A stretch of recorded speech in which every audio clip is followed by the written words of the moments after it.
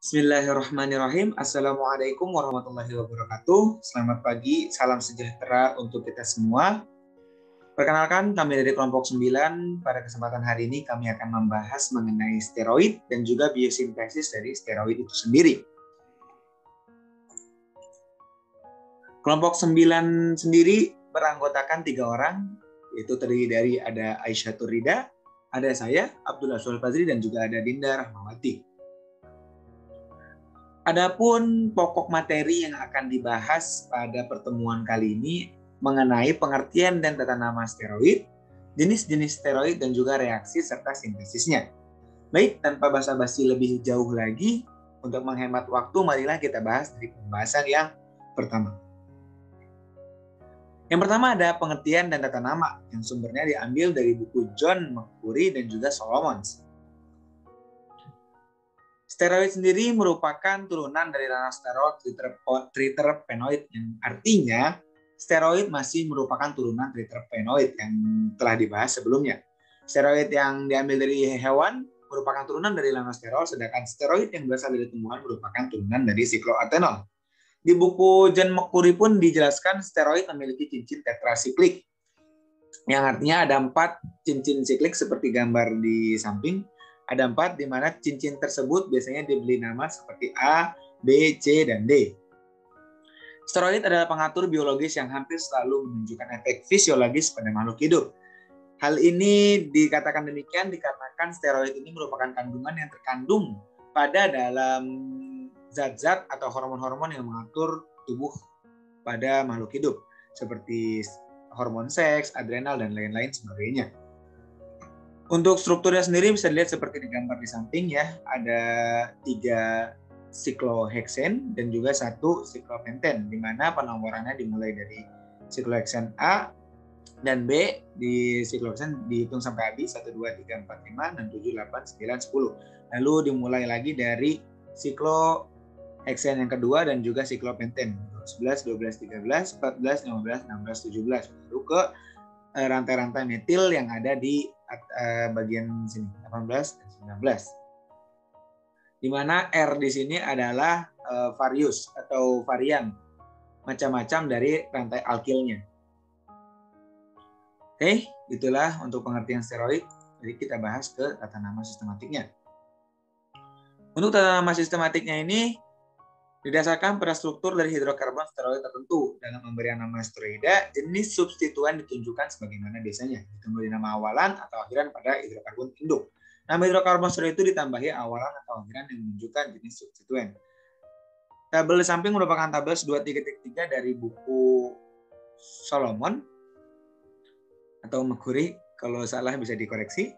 Ini merupakan tata nama atau nama-nama dari steroid, yang dimana ditentukan dari varius atau macam-macam rantai alkil yang ada di karbon nomor 17 ini. Nah, di sini di rantai 17, jika dia hanya H maka namanya aldosteron.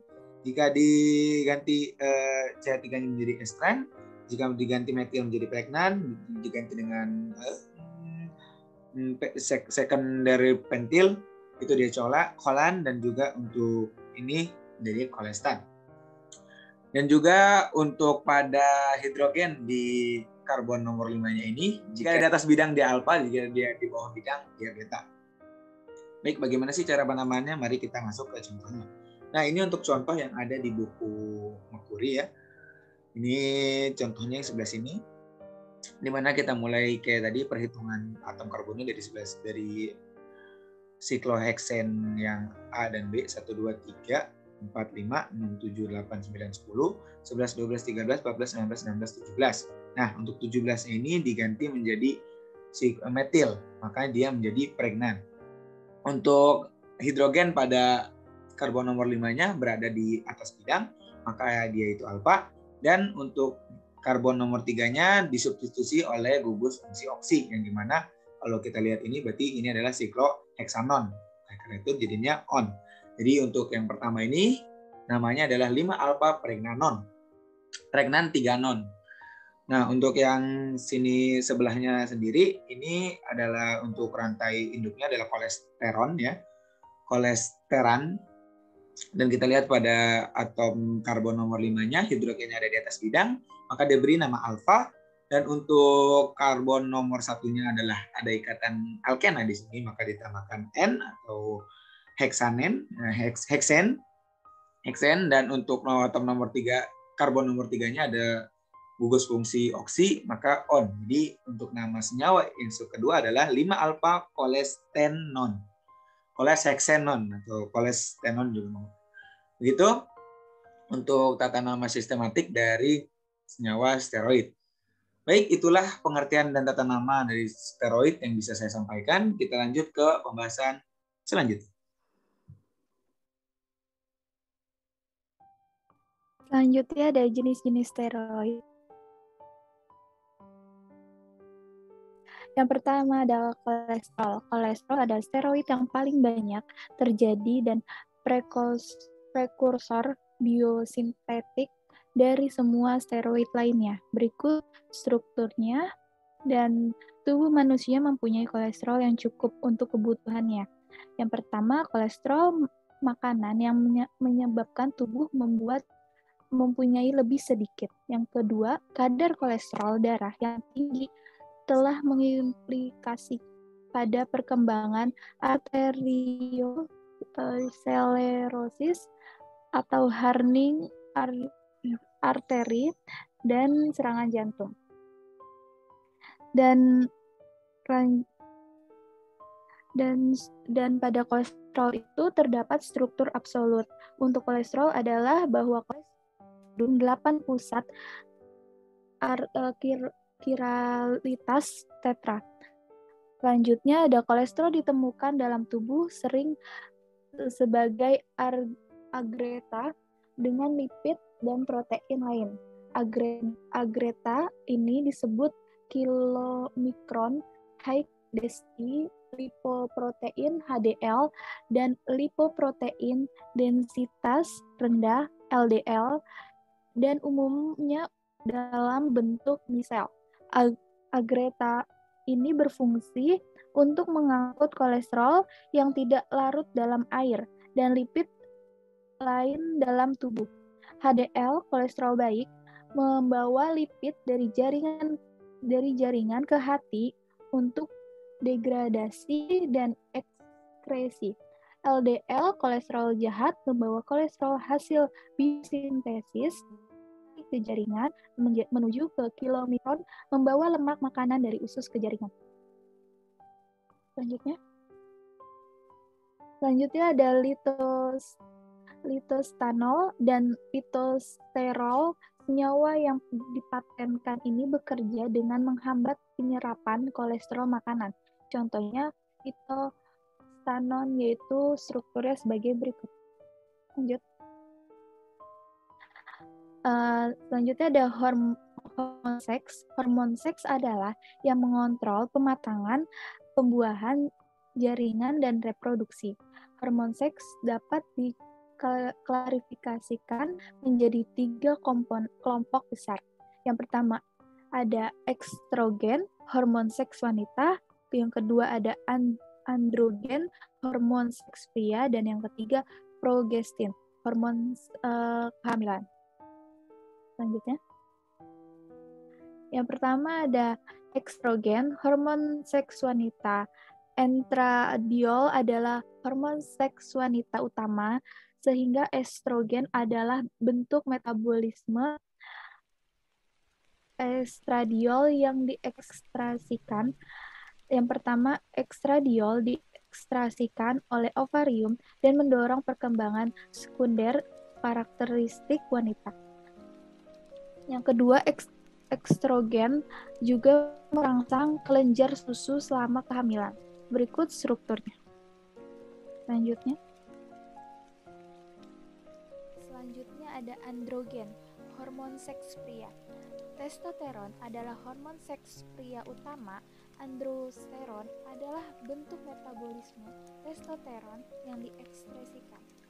Selanjutnya, testosteron disekresikan oleh testis dan mendorong perkembangan karakteristik sekunder pada laki-laki. Berikut contoh dari struktur androsteron dan testosteron. Baik, untuk yang ketiga ada progestin atau hormon kehamilan.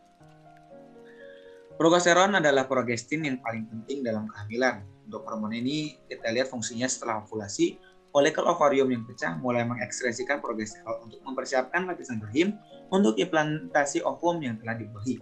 Progesteron juga disekresikan oleh plasenta dan diperlukan untuk kehamilan. Progesteron menekan ovulasi. Ini adalah dasar penggunaannya dalam kontrasepsi oral.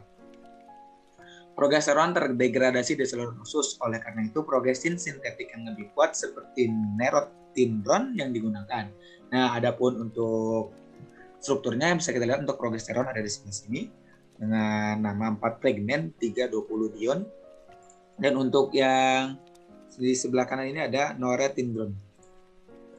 Kita lanjut ke yang selanjutnya. Hormon adrenocortical kelenjar adrenal terletak di atas ginjal menghasilkan banyak hormon steroid. Hormon adrenocortical sangat penting dalam pengaturan metabolisme, karbohidrat, protein, dan lipid. Yang kedua, penting dalam kesetimbangan air dan elektrolit dan respon inflamasi. Kortisol adalah hormon adrenocortical utama. Selanjutnya. Vitamin D.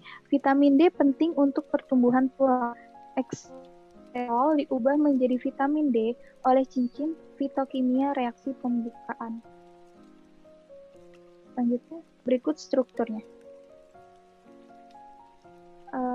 Selanjutnya ada steroid lain, yaitu struktur sumber dan sifat fisiologis dari sejumlah elemen yang penting. Yang pertama ada digitogenin, adalah anglikon jantung yang dapat diisolasi dengan hidrolisis digitalis, dan dalam digitalis molekul gula bergabung dalam ikatan asektal dengan gugus 3-OH dari steroid. Dosis kecil digitalis untuk memperkuat otot jantung dalam dosis yang besar adalah racun jantung yang kuat. Agripol hanya memiliki sekitar 40 kegiatan digital.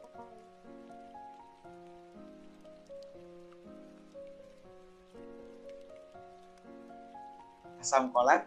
Asam kolat adalah asam yang paling melimpah diperoleh dari hidrolisis empedu manusia atau empedu sapi. Empedu diproduksi oleh hati dan disimpan pada kantong empedu. Ketika diekspresikan ke dalam usus kecil, empedu mengemulsi lipid yang bertindak sebagai sabun. Tindakan ini membantu dalam proses pencernaan. Nah, asam kolat ini jadi ada di dalam empedu ya, untuk mengemulsi lipid yang ada di usus untuk memperlancar kegiatan pencernaan. Untuk memperlancar pencernaan. Adapun untuk strukturnya kita bisa lihat di samping sebelah kanan untuk asam kolat. Selanjutnya, untuk steroid lainnya ada stigmasterol. Stigmasterol adalah tanaman yang banyak ditemukan steroid yang diperoleh secara komersial dari minyak kedelai. Beta-sitostanol atau sebuah pitostanol, ester yang menghambat kolesterol makanan penyerapan, memiliki rumus yang sama kecuali bahwa itu jenuh. Hidrogen C5-nya adalah alfa. Jadi untuk stigmasterol ini mirip-mirip dengan pitostanol ya. Ini untuk stigmasterol. Dan untuk yang keempat ada diosgenin. Diosgenin diperoleh dari tanaman anggur Meksiko, Cabeza Negro genus Dioscorea. Digunakan sebagai bahan awal untuk komersial sintesis kortison dan hormon seks. Dan untuk sebuah trivia ya, atau sebuah ini, semua yang ada di steroid lainnya dan jenis steroid ini diambil dari buku Solomon. Jadi teman-teman bisa baca sendiri. Oke. Yang terakhir ada reaksi dan sintesis sterol. Silakan, Aish. Ya, selanjutnya yaitu reaksi dan sintesis steroid. Selanjutnya.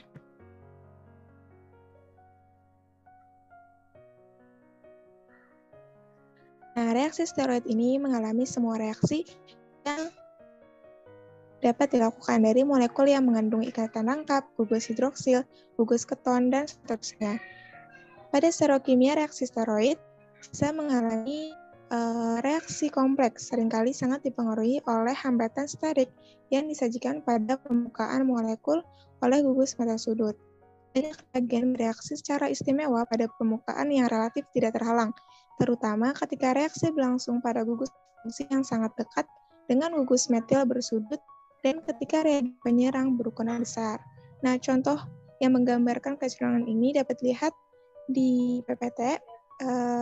Reaksinya, kolesterol bereaksi menghasilkan 5-alfa kolestan 3-beta-ol, lalu kolesterol dapat bereaksi menghasilkan 5-alfa 6-alfa epoksi kolestan 3-beta-ol, lalu kolesterol dapat bereaksi menghasilkan 5-alfa kolestan 3-beta 6-alfa diol. Selanjutnya,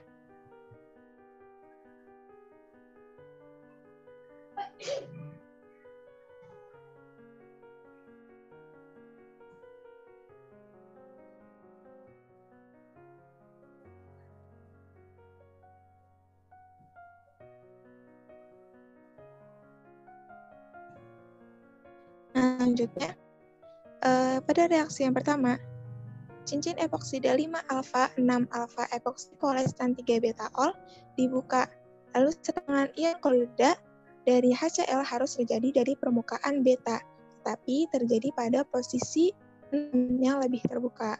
Nah, dapat dilihat substituen 5 dan 6 dalam produk adalah diaksial. Lalu yang kedua, keterbukaan relatif kelompok ekuatorial juga memiliki sterokimia reaksi steroid. Ketika 5-alfa kolestan 3-beta 7-alfa diol diperlakukan dengan etil kloroformat berlebih, hanya 3-beta hidroksil ekuator yang menjadi teresterifikasi. 7-alfa hidroksil aksial tidak terpengaruh oleh reaksi. Nah, dapat lihat yang reaksi kedua ya. Lalu yang ketiga, reaksi ketiga, sebaliknya memperlakukan 5-alfa kolestan 3-beta 7-beta diol dengan etil kloroformat berlebih akan mengeksterifikasi kedua gugus hidroksil. Dalam hal ini kedua kelompok adalah ekuator. Nah, dapat dilihat ini ekuator dalam bidang ekuator. Selanjutnya,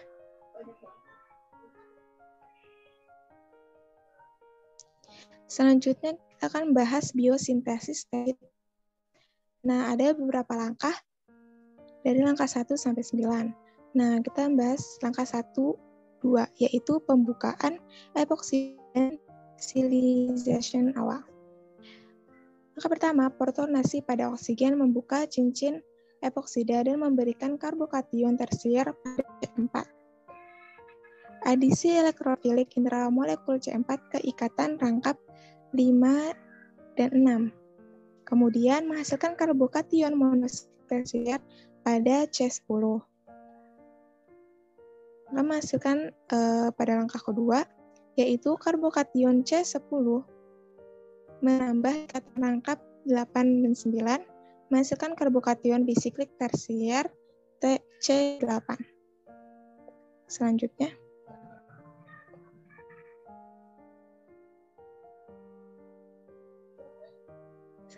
yaitu langkah 3, yaitu silization ketiga. Nah, adisi intramolekul lebih lanjut dari karbokation C8 pada ikatan rangkap 13 dan 14 terjadi dengan regiokimia non-Markovnikov dan memberikan karbokation sekunder trisiklik pada C13. Dapat lihat ini ada primer, secondary karbokation, dan tersier karbokation. Selanjutnya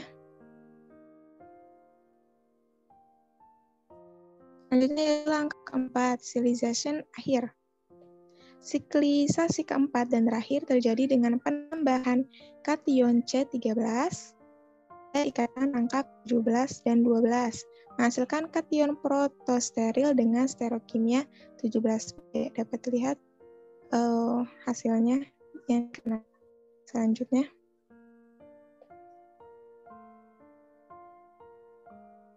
itu langkah 5 sampai 9, penataan ulang karbokasi.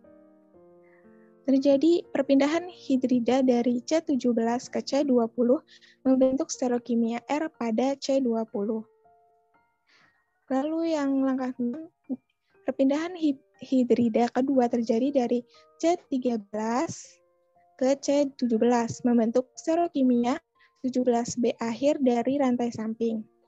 Langkah ke-7, terjadi perpindahan metil dari C14 ke C13. Lalu yang langkah ke-8, perpindahan metil kedua terjadi dari C8 ke C14. Nah, langkah terakhir itu hilangnya satu proton dari C9 membentuk ikatan lengkap 8 dan 9. Nah, dapat dilihat hasilnya yaitu lanosterol. Selanjutnya.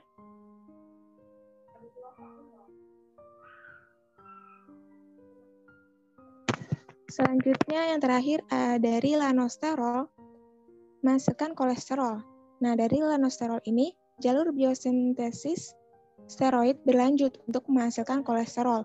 Kolesterol kemudian menjadi titik cabang, berfungsi sebagai prekursor umum dari mana semua steroid lainnya berasal. Nah, sekian presentasi dari kami. Terima kasih perhatiannya, semoga bermanfaat. Kurang lebihnya mohon maaf. Wassalamualaikum warahmatullahi wabarakatuh.